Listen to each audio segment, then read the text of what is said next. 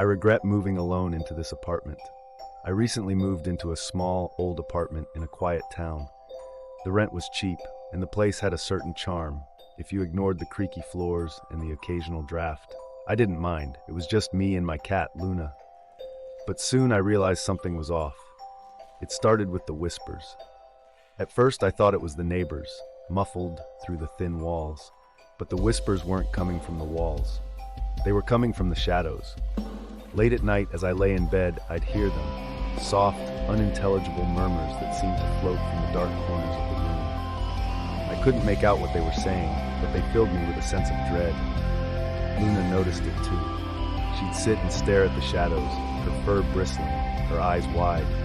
Sometimes she'd hiss or bolt from the room, terrified of something I couldn't see. It unnerved me, but I tried to brush it off. Maybe the place was just old and creaky, and Luna was reacting to that. One night, the whispers grew louder. They filled the room, circling me like a swarm of invisible insects. I couldn't move, couldn't breathe. The air felt thick with something dark and menacing. I sat up in bed, my heart pounding, and flicked on the light. The whispers stopped, but the feeling of being watched didn't go away. I began to dread nighttime. The whispers became more frequent, more insistent. They seemed to be calling my name, urging me to listen. I started losing sleep, too afraid to close my eyes. Every time I did, I felt like something was standing over me, waiting for the moment I drifted off. Then one night, it escalated. I was lying in bed, wide awake, when I saw it, a shadow, darker than the others, moving on its own. It slid across the wall, inching closer to my bed. My heart raced as it stretched toward me. A black, formless mass that seemed to pulse with malevolence. I couldn't move. I couldn't scream. The shadow loomed over me, and for the first time, I understood the whispers.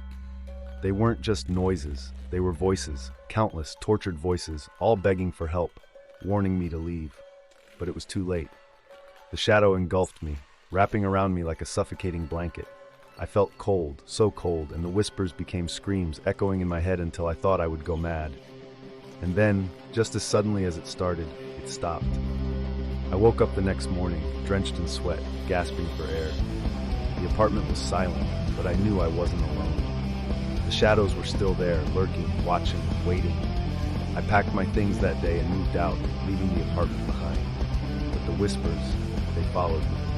No matter where I go, I can still hear them, growing louder every night.